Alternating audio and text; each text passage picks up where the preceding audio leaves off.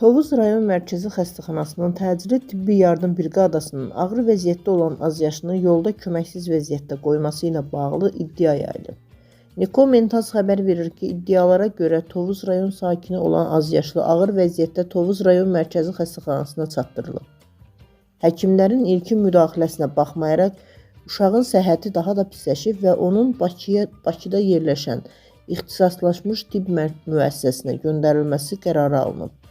Bu məqsədlə azyaşlı təcili tibbi yardım briqadası vasitəsilə Bakıya yola salınıb. Lakin yol boyu uşağın vəziyyətinin daha da ağırlaşdığı bildirilib. İddialara əsasən briqada bu səbəbdən Bakıya hərəkəti davam etdirməkdən imtina edib və qarlı hava şəraitinə baxmayaraq azyaşlını Şəmkir rayonu ərazisində avtomobildən düşürərək geri qayıdıb. Hadisədən sonra Baş Dövlət Yol Polis İdarəsinin Şəmkir stasionar postunda xidmət aparan əməkdaşlar vəziyyətə müdaxilə ediblər. Onlar azyaşlını hadisə yerindən götürərək Gəncə şəhərində yerləşən xəstəxanalardan birinə çatdırıblar. Məsələ ilə bağlı rəsmi qurumların açıqlaması hələlik yoxdur.